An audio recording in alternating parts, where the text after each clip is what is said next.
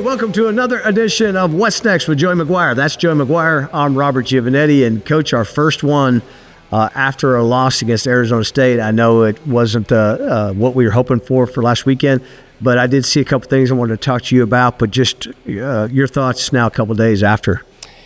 Yeah, really frustrated, and I know the team is too, and huge week this week for us to bounce back. But the one thing that I would say coming out of that game was so many things didn't bounce our way, and we still had to lead with 2 minutes left in the game. You know, so the fight in this team is there, and they'll bounce back from a tough loss this week in Oklahoma State. You know, every time I go on the road, I always try to walk the opposing stadium concourse just to see like what their game atmosphere is like. And at a certain point there in the fourth quarter, it was very much, hey, this game is in hand. You know, their fans were, celebrating right. and thinking, and a lot of times the team would just kind of say, let's run it out.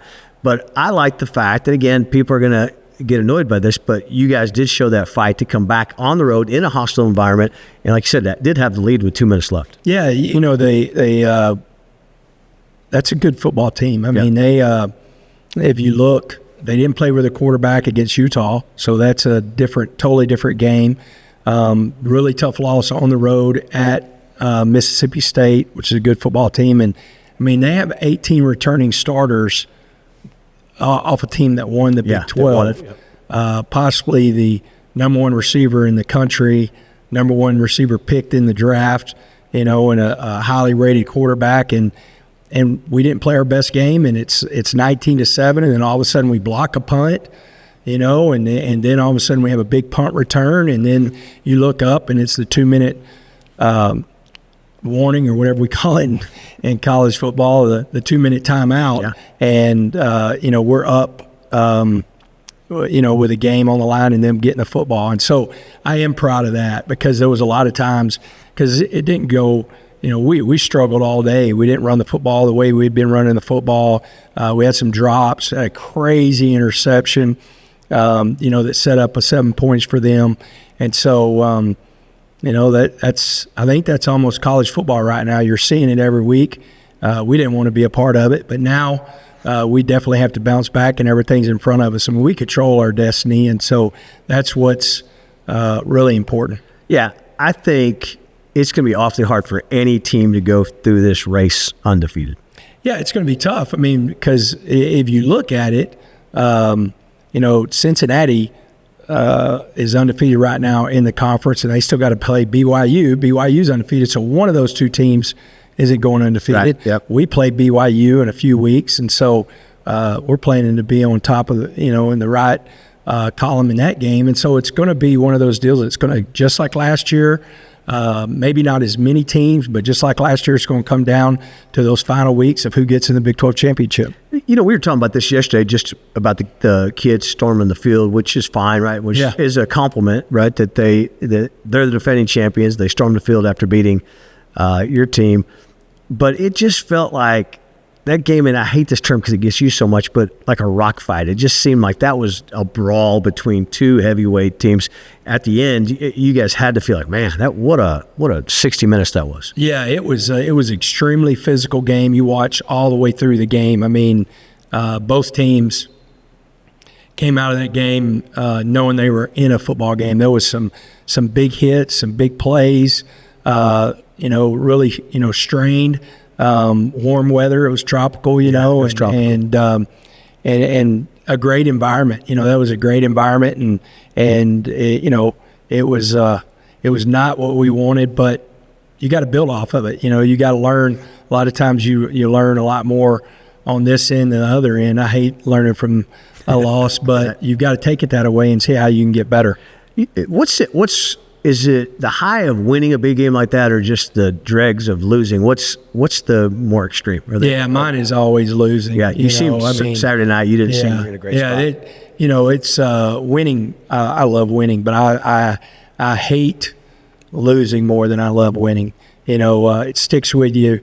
There's so many things that we're talking about this is what's next.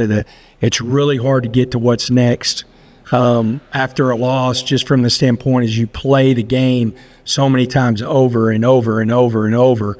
You do it with a win too, from the standpoint of where you weren't at your best, where the red flags. But whenever you lose, man, there's just so many times of I wish I would have done this different, or what if this would have happened, or anything like that. You mentioned this to the team after the game, like you're going to watch the film and you're going to be sick. Yeah. Like you said, did that kind of play out when you watched it? Does it make you see all these opportunities that were missed, balls that could have bounced one way or the other, just a variety of things, penalties that could have been called?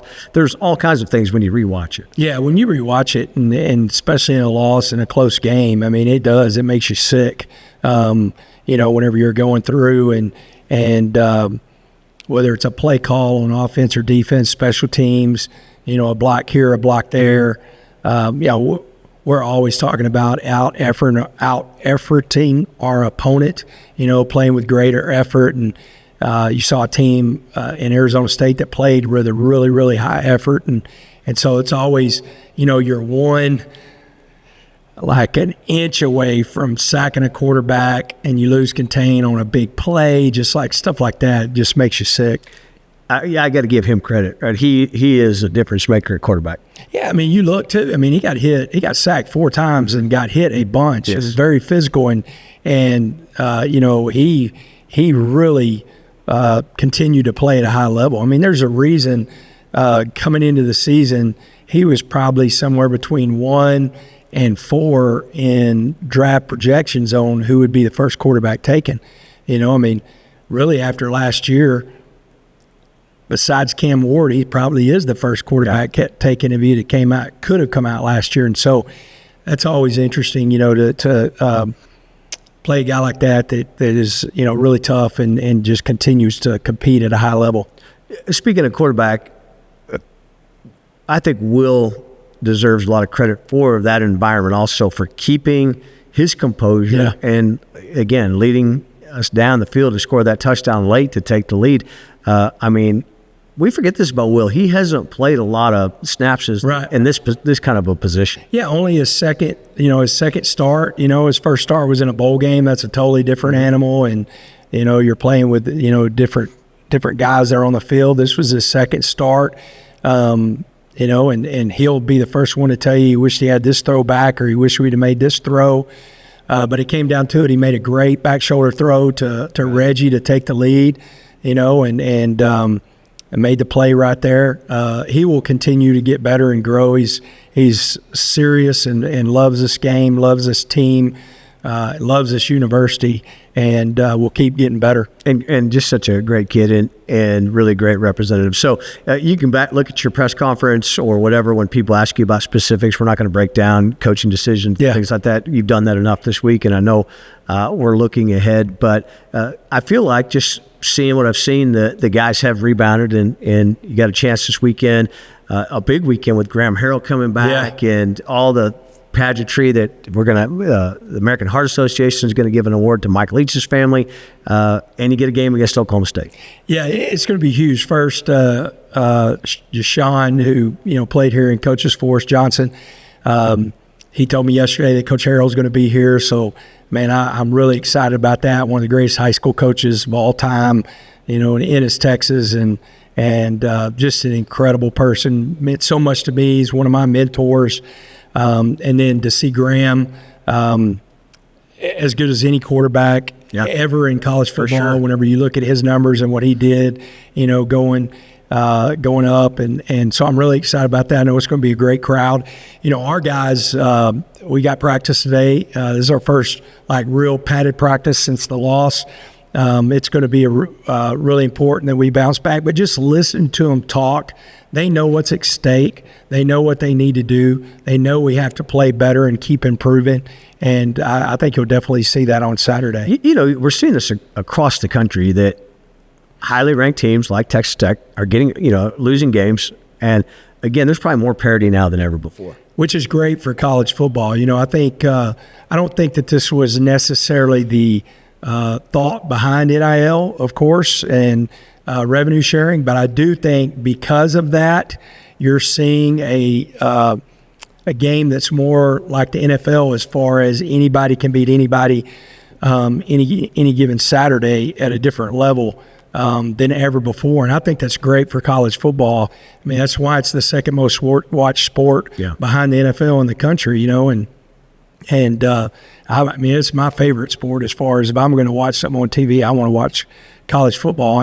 And so I think you're seeing that, and you're going to see another big weekend with some big matchups, and somebody's going to get upset. And again, no one's making excuses, right? Losing sucks.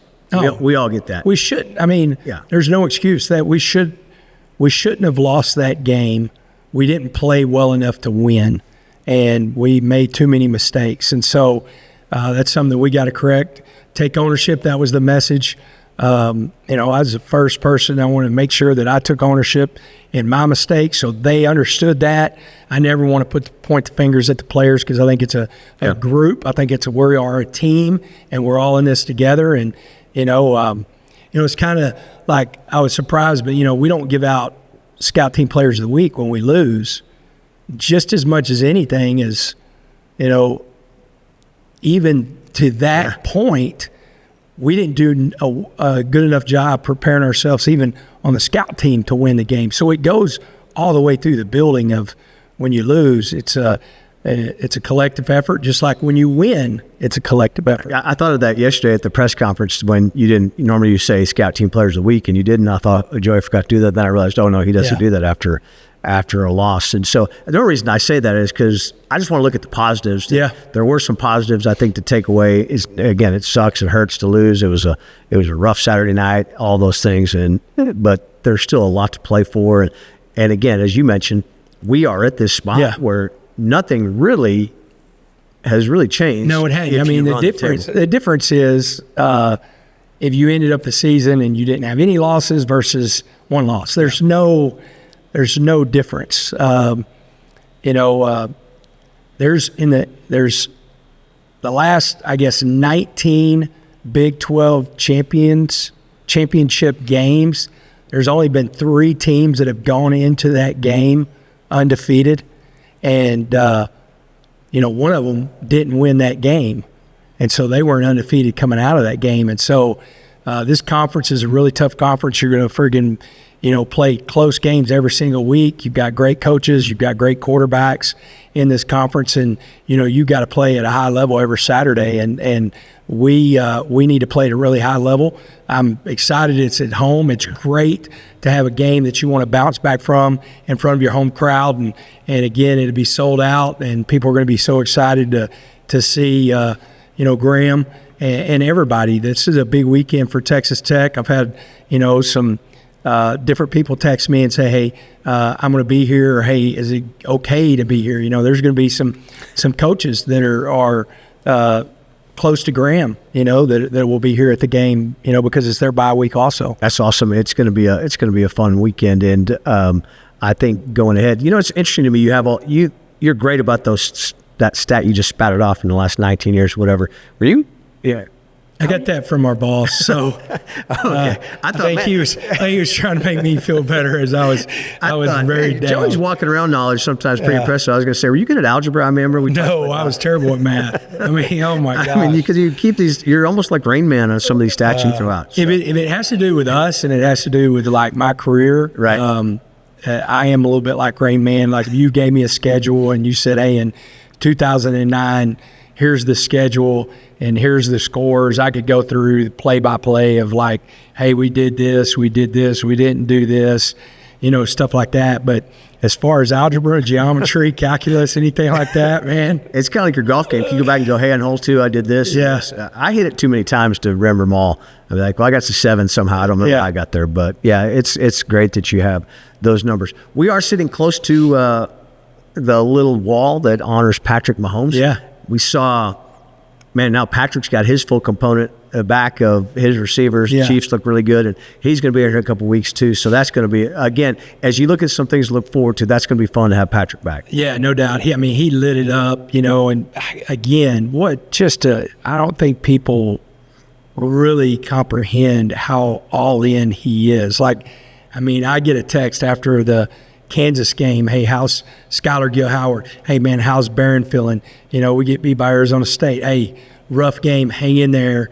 I mean, he's seeing the positives and stuff like that. I mean, that's so cool that you've got a guy that's the best quarterback in the NFL, and he's so invested in Texas Tech. And you can see people that said, "Oh, Patrick's not as good as he was," but he just didn't have the weapons. When he has the weapons, like we saw Sunday, he's pretty darn good. Yeah, it's sometimes when I don't know what people are looking at. I don't either. He always looks great to me. Yeah. And again, we're so lucky to have him having gone here at Texas Tech. He's not a guy that's ever going to embarrass you. He's just he and Brittany have been so great to us, and it's fun to watch his career. I don't want to leave here without just talking again about, because a lot of people are talking about Tortillas. Yeah.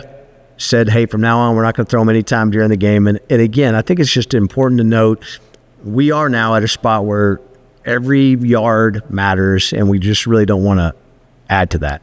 Yeah, and I think people, you and I don't want to do this. Kirby doesn't want to do this. This is not a thing that we don't appreciate. I think there's some people that need to go back in history and really think about when the first tortilla was thrown. It wasn't 1982. No. But I get it, man. That's one of our traditions. But whenever you get to a point to where that tradition is going to penalize you, you've got to really take a hard look at it. I mean, this was not done, and you know this because you were in all the meetings. I was in some of them. This wasn't done just like, hey, let's do this, and this is going to be an easy thing to do, and everybody will understand why we're doing it. I understand why people are frustrated and totally I get it. I can feel their frustration. I just know that at some point, I mean, we've tried this, and it's gone the other way, and you and I both know it's tortillas, but those tortillas take different shapes and for sure. and different things that are happening throughout the game that I think people don't see, and man, I hate it. I really do. I think we've talked more about tortillas than we've talked about different players, which was never what you wanted. Yeah. It's probably last week, talked about way too much. Wasn't the reason we lost, but, we're thinking about stuff that at the end, the grand scheme of everything, one of our deals, we always say, make it about the football, and that's what we got to make it about. We got to make it about the football. Yeah, if you can't come to a game and enjoy all the pageantry before it and enjoy the game because you couldn't throw a tortilla, it just doesn't make sense. And again, I think we all love the tradition of what it was and what it should be, throwing them up in the air, but it's not, and we need to move on. Yep, totally agree. And so hopefully, I know you've had to deal with that more than you want to deal with also. But Red Raiders, Oklahoma State, I know you feel good. Guys feel good. Uniforms look good. And let's just kind of wipe the slate clean. Got 5 games left, right? It's 5-game season. The great Tom Stone reminded me of that. And he said, the most important week is this week, so we can, continue this drive to where we're at. And since you've been here, since game 1 of the Joey McGuire era, we've seen 1-0.